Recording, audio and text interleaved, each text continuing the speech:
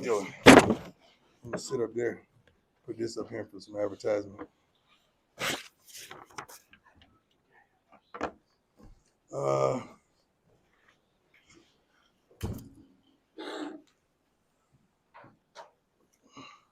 Students of the week: Isaiah Gustav, sociology; Carter Startmeyer, ethnic studies. Last week, Gage Goldberg, real estate; Cole Mathis, exploratory studies. 2 weeks ago, Malachi Murphy, integrative physiology. I started to say psychology, but that don't make sense. Physiology. And Zach Owen, sociology. Amen. Alamo Bowl, CU's 31st bowl game, but just our third in the last 17 seasons, which is a wow.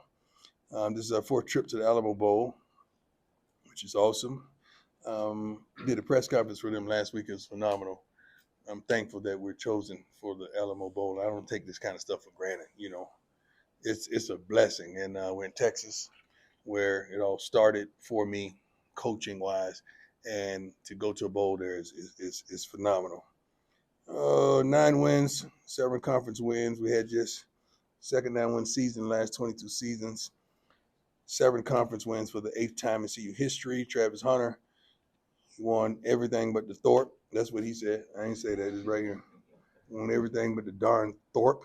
Highest decorated non-quarterback in history. He could wind up as the most decorated player in a single season in college football history. The first team All-American at multiple positions. That is crazy to me. I mean, that is absurd. That is unbelievable. Shador won the Johnny Unitas Award, All-American Award, responsible for 82% of our offenses, highest in FBS in the last 25 years, and still didn't get invited to the Heisman. Oh, I'm sorry. He didn't say that. That was me. Only quarterback this season, top 5 completion percentage, quarterback rating, passing yards, touchdowns, and completions per game. 17 Buffs earned some mention of all Big 12 so far, which is wonderful. Glad to be back to playing football. Glad to be back. We never stop recruiting, so I haven't left doing that. We have some wonderful, phenomenal young men up here that we want to join this magnificent team. I think we've secured commitments from darn near everybody. They probably had not committed yet, but I know what I know. And they're going to help us in tremendous positions, and the quality of the young men we're getting are phenomenal. So I'm proud of the staff, the recruiting staff, Coach Ray and so forth, the coaching staff, and everybody's involved, especially people in the city, because when these kids go out, they know what they're here for, and our Buff Nation is welcoming them with open arms, and it's a phenomenal thing. It really, really is. We're playing against a wonderful historical school, which offers a coach that I'm fond of, a man of God, which I adore. To flip it and turn it around and accomplish what they've accomplished this season is phenomenal. But I would expect that because that's who he is and that's the way he coaches. I consider him a friend. Can't wait to see him there. You know, it's a little more relaxed until we get close to game day. Then I start being ignorant as I am. But he's a good guy, has a great team, and I adore him. So I'm happy to be playing against this wonderful university. Let's go. Nikki, go ahead. Hey, Coach, how you doing? How you doing? Nikki, Edward C. Sports Report. When we talked to Travis over the weekend, he was asked, when did you feel like you could secure the Heisman? You were in contention for the Heisman. And he said the Baylor game. As you're watching him, either throughout his career, throughout this season, when was one moment you were like, yeah, you can win the Heisman? When I saw him practice his first day at Jackson State. That's when he went out there at receiver and did his thing, then went from playing receiver to defensive back and shut it down. I knew right then it was something special. It's one thing to watch highlights of a young man in high school, but it's another thing to see it in person. And when you know the game and when you know athleticism and when you know what I know and you come from where I come from, you know when you see something that's abnormal. And this kid from day one has been abnormal with a appetite for an appetite to dominate. He never relinquished that. He was banged up the first year over there, banged up a little bit the first year over here, but he just, once he's Travis, man. Ain't nobody like him. I don't think we'll ever see that in quite some time. I don't think we'll see it because most of our coaches in college football won't allow it because they can't fathom it. They can't fathom a kid that's able to do that. And you're gonna have they gotta do roster management of this guy crying, and you paying him a handsome salary in a collective or whatever they want to call it, NIL, which is not, it's collective. They're not gonna allow it. I'll allow it because that's who he is. That's what he is. Why would I want to change a guy that gracefully selected us to coach him, and I knew what he had in him, and I've done it myself at the highest level. So I could see through the bushes in the fog, in the inner cities, in the suburbs. I could see through all that and understand what that young man is. And I allowed him to be unapologetically who he is. Ron Scholes from Rock Report. You talked about Coach Satake in your opening statement. Yeah. But there are some really explosive players on that BYU team. What Yeah. do you see when you watch them on tape? I see a consistent team that can run the ball, they can throw the ball, they defend well. Discipline. I see a lot of discipline, a lot of young men that may not receive some of the accolades that they deserve, but they work their butts off and they do a wonderful job. So trust me, ain't nobody taking them light. They're not sneaking up on us. We know what they're coming with. Hi, Coach. Hope you are well. Adam, yes, sir. Thank you, Adam. Getting a chance to talk to you since the high school signing period. Yes, sir. So I wanted to ask you about Julian Lewis. Obviously, you guys made him a priority quarterback early in that class. Mm-hmm. What was it about him that very early on in your evaluations, the quarterbacks made him stand above the other guys? I think smart coaches at this level understand what has worked for them, and they try their best to replicate that. Shador's worked really well for us. He has a wonderful father in his life. Father has always been there. Father that knows the game, and the father that's hands-on. I saw a lot of similarities in the way Julian's life has been structured. Speaking to his father a multitude of times, understanding how he came up, what he wants out of life, what he wants out of the game and from the game, and what he gives to the game. Some similarities are unbelievable. So you want someone of that nature. The kid that we got from Texas in the slot that's killing everybody, Jimmy Horn. That's Jimmy Horn. That's LeJontay. So you try to find those guys that have been good to your program, and you identify them, and you just try to your best to say, okay, I want the character of this, I want this and that, I want this, and I'm not giving up on. I'm not saying that I'm going to accept that foolishness for that. I'm not doing that. I want what I want, and I'm going to get it, or we'll go to the next kid. But that kid right there, man, he's everything that we desire in a quarterback. He's smart. He could make every throw. He has a pocket awareness, pocket presence. He is a darn leader. But most of all, he's a winner. People forget that category when you're looking at quarterbacks. Are they winners? We have one right now, and we got one coming in, and we got one on campus right now as well. They're winners. That's the intangible that you want. You don't want to get a guy that's got his butt kicked his whole life. What is that going to do? What is he going to say on a TV timeout to his team when it gets to a pivotal point in the game and he's always lost? I don't want that. Not at all. Not leading our team. How you doing, sir? Nice to see you. James Franklin yesterday talked about the difficulties of planning for a game. Who's that? James Franklin at Penn State. Okay. Just the difficulties of navigating a game and that transfer portal. How do you, with players entering it and all that, how do you plan for a game and the transfer portal? What do you mean, this like a bowl game? Yeah. Transfer portal should be no surprise to you. You know you're probably going to lose two guys you didn't expect, and you're probably going to gain several guys you didn't expect. But you got to have a board, and you got to do your study. You got to understand this is what's going to happen.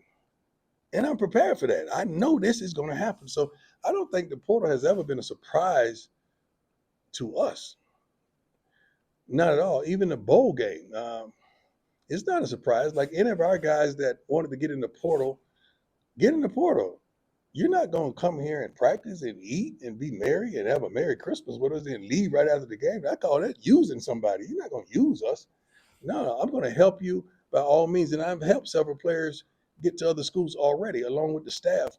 But you're not going to participate with us and do all that, then leave. That's not fair to some of the other teammates that want to play and deserve to play. That's not fair to them. So I don't think it's difficult to navigate around the portal. I just think the portal is surprising some of these coaches that didn't understand what it was. I understood what it was day one. Don't you think? From the way we attacked it, from the way, I know we got a lot of criticism for it, but we did this in Jackson. Not only that, I did this in youth. Like when I was coaching youth football, we started with nothing and it had to be something. We had to go get everybody at the portal from 5-year-old kids to 12-year-old kids. That means from other teams. They had to come to our organization in the first trial. We had 1,500 kids at the first trial. And we selected them, talked to them, make sure they fit our structure. And we have several guys on the staff that was there during that time. So we've been doing this for a long time. It just didn't start at the collegiate level. This starts in high school. We was at a private school. Where you get private school kids from? Public school. What is that? The portal. When you're a pro, you get 7 draft picks, right? That's high school players. Then you go hit what? Free agency, which is the portal. That's the way we approached it from day one. But I was willing to look like a fool for a period of time, and I listened to y'all. I watched it, and we understood it. But Noah looked like a fool too when he kept saying it's gonna rain, right? When he was building the ark, until that rain came. Yeah, the rain coming now. The rain is coming now for everybody, right? Yeah, we good. We're in the ark now. Hey, Coach, Brian Alamo. How you doing, sir? How are you? Good. I have a couple for you real quick, but is there a challenge in kind of getting back into the groove of football after a couple of weeks where maybe it's been off for a lot of guys? No, it's really not. That depends on what type of team that you have. We have a multitude of young men that has desires to go pro. It can't be a challenge because this is last call for them. We have a bunch of young men that wants to establish themselves and beat out some of these guys that they know that we're attaining in the portal. And they want to put their footprint down going into the spring that, hey, man, this is my job. I should at least start first team. So it's very important, and we keep it important. So it's not just a bowl game where we're going to go be merry and have a Merry Christmas and exchange gifts and do all that. No, we want to go there and play buff football. And we got some guys that want to end on a great note. You think Travis want to go out there and get locked down with a Heisman at his house? You think Shador want to go out there and play that hot garbage when he's one of the premier guys and probably arguably the first pick of the whole draft? You think Jimmy Horn hadn't played in a couple weeks game-wise, don't want to go out there and put on? I mean, we got some wonderful young men with Chidozie. We got a lot of guys that want to ball out, and I can't wait to see them. I think we even had a fight at practice today. I don't recommend that, but I was proud of that. As a college judge, you mentioned Jimmy. I want to ask you this break. How good was it for guys like Jimmy and Isaiah Augustin and guys like that want to get back? Do you feel like those guys want to be back? Yeah. It hurts them not to play. Jimmy, I don't know if you know it, but Jimmy snuck out there the first play of the game, the last game we had. He wasn't supposed to be on the field, but he snuck out there and got the first play in. And guess what he did? I think he put a DB on his back. So that's the Jimmy Horn. Then we realized he snuck out there and we got him off the field so he wouldn't get injured. But that's the Jimmy Horn we know and love. Coach Leo Barrow with Scobo Sports, what aspect of the game do you feel your team has improved on the most from start until where we are now? We're just believing, overall believability that what we possess inside our locker room is good enough to win. We just got to go there and do what we are capable of doing and not have any letdowns, but to play our games. Especially when we could run the football and give Shador the time that he needs to have a little more balance. It doesn't have to be 50-50. It could be 70-30. But when we run, we got to be successful with running the ball. And defensively, you know the formula: stop the run, make them throw. That's who we are. Hey, Coach, Jack Harlow. Jack Harlow. Jack, let me tell you something, dog. Let me tell you something. One of my guys that's a good friend of mine watches the press conferences every week, and he said he got on me because he said, I couldn't believe you didn't know, what he was saying, Jack. Jack. But you got a fan base, dog. Yeah, you got a fan base. You got a fan base, man, and everybody wait for you to come in with that signature voice. Yeah. So I'm proud of you, man. Yeah. Am I following you yet? On Twitter? Yeah. I'm not sure. Sam, make sure you follow Jack, man. Jack_CAR. Jack_CAR, right? Carlo. Huh? Lough. Say CARLOUGH. LOUGH. You got that, Sam? Everybody listening, you got that. Yeah. Don't think he don't understand how to get followers. That I got you. You can blow him up, please. Everybody follow. How many followers you got right now? Like 1,000. You got to. Hey, let's get him to five. Let's get him to $5,000 after this press conference. By the end of this day, let's get Jack to $5,000. All right? Put that out for me, Sam. Nearly put that out for me. At the end of the day, we need Jack at 5,000 followers. All right? Cool. All right, let's go. Let's go. You talked a little bit about Jimmy Warren earlier, but how big is this Alamo game for guys who are trying to, give NFL scouts one final look? It's huge. It's huge. LeJounte, Will, who else on the offensive side of the ball? Justin. I think that's it on the offensive side, right? On the defensive side, we have several young men. Even Gant. I mean, Gant is working his butt off to try to get in the rotation because we're a little light at linebacker right now. Although JB's back. God bless JB. Dog came in my office and I know he didn't want to go nowhere. I said, man, what is wrong with you? And sometimes these young men are just confused and they're hearing all the outside noise and they think that's the best thing for them. And I always tell them, no, I don't recommend you jumping into the portal unless you know you probably going to have a home. And I saw something the other day about some quarterback. Was it the Texas guy? They said he had an offer for, what, $4 or $5 million? How you get an offer and you're not in the portal? How does that work? Because we don't do that. Like, how does that work? How you get an offer when you're not in the portal? So who does that? I'm happy for the kid. When I heard that, I wanted to see if Shador had any more eligibility. So you can help old Pop out. I'm just joking. I'm sorry. What else, Jack? Yeah, I think you answered just NFL guys. Yeah. Well, those guys it's important for them and it's important for us to highlight them and make sure they get the reps they need to showcase their talents. But they've had an entire season, but we want to make sure they go out right. We really do. Couple more, Jason. Go ahead. Hey, good morning. Jason Jones, Sports Illustrated. Yes, sir. One of your more famous sound bites from last year, You Better Give Me Now, is where you sit today, headed to a bowl game, could put Peggy on a plane, recruiting seems to be going very well. Is this just the plan executed on your behalf? Yes, sir. Yes, sir. This was we've been in this situation, my man. When we were at Jackson, and I think in that spring we were 4-3, and just I think the only reason was the fourth game because they forfeited. Ain't nobody want to play, so I knew it then. We didn't have what we needed to be who we wanted to be, but I knew, like, you better get me down because when we regroup and all these kids are eligible to play in the fall, we're gonna be something special, and we end up winning the SWAC. And God bless Jackson State, TC, Ashley, all those people. They won the SWAC championship. Not SWAC championship. They won the whole Celebration Bowl. So that's awesome. Awesome. I love them. I appreciate them. They've taken it to yet another level, and that was the plan all along. Back to what you were saying. This has been the plan, but we're not satisfied, and we're not done. We're still on our way. We're still going. We're still coming. Like, we're still got some things to do, some pieces of the puzzle to add. But it's much easier when you win. It's much easier. And then when we look at the games that we didn't come out on top, we got our butts kicked in Nebraska. We'll give them that. No, I ain't giving them nothing. They took it. But the other two, we had chances to win. We laid down like never before in Kansas, and we got our butts kicked. against Kansas State, I believe, because we had, I think, a plethora of receivers go down, right?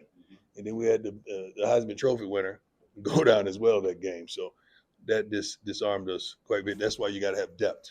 And that's something that we're trying to attain right now. A great question, my man. Hey, Coach Scott Brown here at DMV. Good, sir. Thank you. You really don't care. You just wanted to ask because he asked how I was feeling. You really don't care. When you looked at me, you didn't really look like you cared how I felt. It was just part of your conversation. That sounds like an assumption. I always ask how you feel. I'm just messing with you, man. I wanted to ask about something that you just alluded to in Jeremiah. Mhm. He withdrew from the portal. Right. Obviously, going to be back to Colorado. I know you guys go way back. How excited are you? I'm happy. Man, Jeremiah's like my kid, man. He's like my kid. You know, we played against him in high school. His head coach is one of my best friends, like a son to me, Corey Fuller. And Jeremiah took a chance on us, took a chance on me. And he came to Jackson, and he's always been a hard worker, always did his job, and always been just a good dude, a fisherman. We have an affection for that, which we share tremendously. And I was in Texas, you know, relaxing, praying, and trying, because I got to make some heavy decisions on kids and life and all of that. And when I saw that happen, I'm like, why did Jeremiah call me? He called me about everything else. He called me every time he catch a decent-sized fish, you want to call me. And he didn't call me for that. So I knew he was being influenced by something else. So when I got back, you know, he came to the office, and I was like, you changed. Ever since you got them pretty new teeth in your mouth, you changed. You're not the same kid. And that broke the ice, and he's all like, Coach, you know I didn't want to go. I said, what we doing? What we doing? You know I love you. Boy, I love you too, Coach. And he started crying and boo-hooing, and we got it right. I don't know if it's an NCAA violation, but I gave him a fishing rod. It was laying around the office, so I really didn't give it to him. He picked it up and walked out with it. Right? It's not. He took it? Yeah. So, right. That's NIL. Okay. NIL. Collective deal. Yeah. He got some appearances to do. He's watching 3 cars, right? That's his appearances for that. But I'm so proud that he's back because I love him. He's like a son to me. So I'm glad we got that straight. Last one, go ahead. Coach Joe from 9 News. You had great experiences as a player in the bowl experience and for yourself in college. What do you remember about those moments, and how can you relate those moments to your team? Great question. To enjoy this time. Great question. Great questions. The thing that I remember the most about a bowl is the stuff. Like we wanted to walk in the room, and on our bed they had a bag full of stuff, and we went through the stuff. I think it was a cassette player.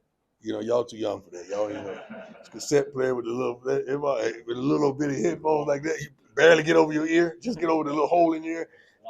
Yeah, Walkman. That's what they call it, the Walkman. We had some sweatsuits, and that we wore the color off those things. I remember those garnet sweatsuits.